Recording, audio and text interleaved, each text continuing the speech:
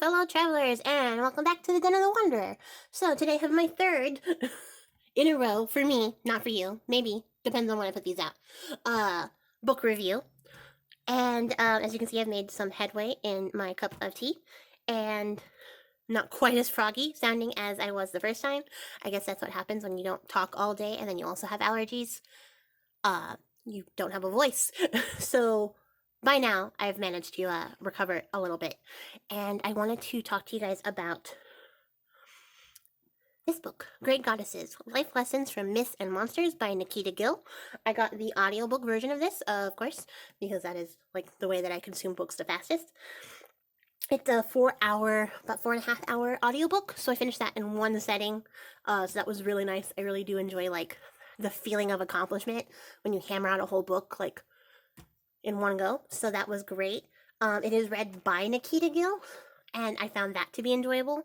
I was a little like concerned at the first because she has an accent, and I don't do famously well with understanding people with accents. So I was like, oh gosh, like she sounds beautiful and everything she's saying is so lovely, but she's going to say something I'm not going to understand it. That actually never happened. I gave myself anxiety for no reason. She reads beautifully, and I really enjoy listening to her read her work.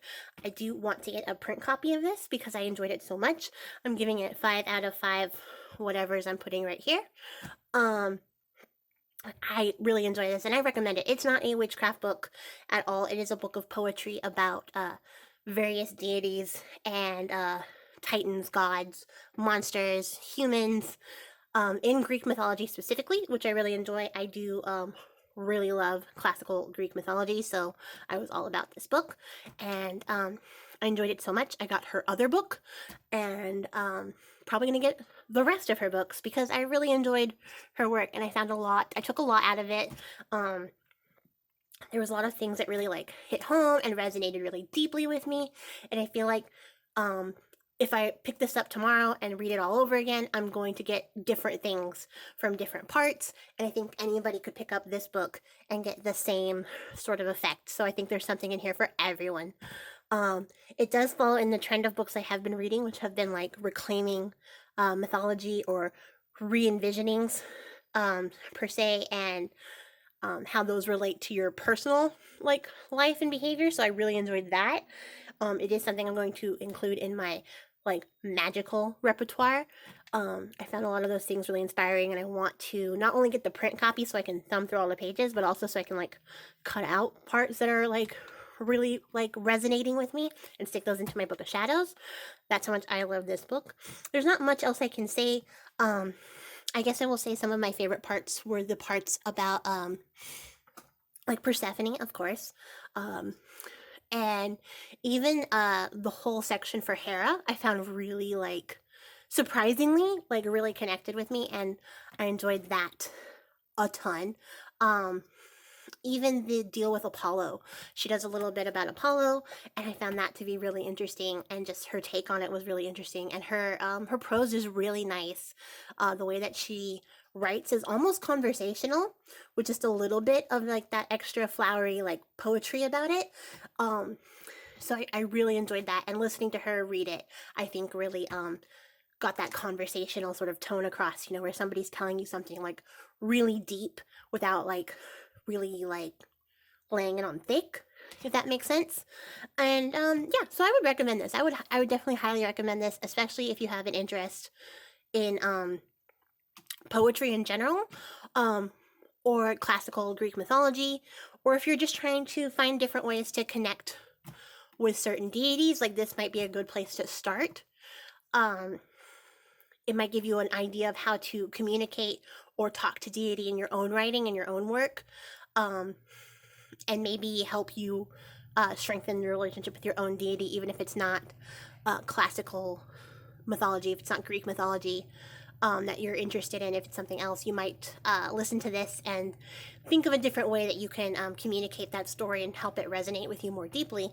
This definitely did give me a lot of writing inspiration, and I always appreciate anything that makes me feel like writing, because it's one of those things that I'm always really passionate about doing, but I put off to do like a lot of other things that I feel really obligated to do. And so anything that kind of like gives you that little spark to be like, hey, remember how much you like writing? I love. So I definitely love this book and would highly recommend it. Her other book is Fierce Fairy Tales. That's the other one I picked up. Looks like this.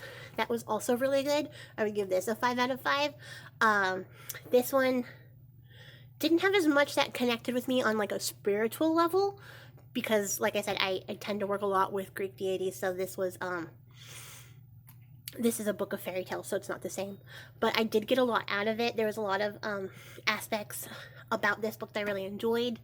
There is like an intersectional feminism about this book that I really enjoyed because it doesn't just go over like women helping women or women being better women or like stronger, more evolved creatures, but also like the relationships between moms and their daughters, mothers and their like moms, daughters, moms, kids, sisters, brothers, husbands, wives, that kind of thing.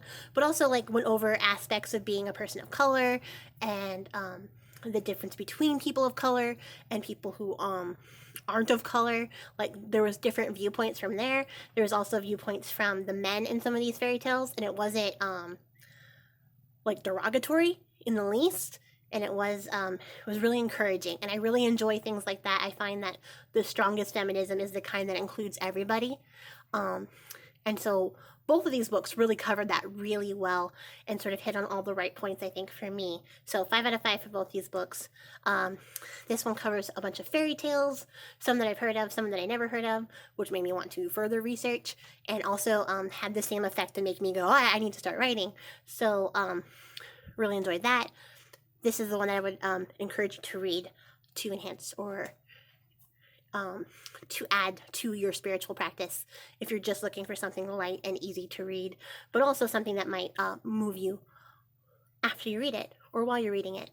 So let me know what you think down below. Do you read a lot of poetry when you do your spiritual practices? Is there anything that you incorporate into that?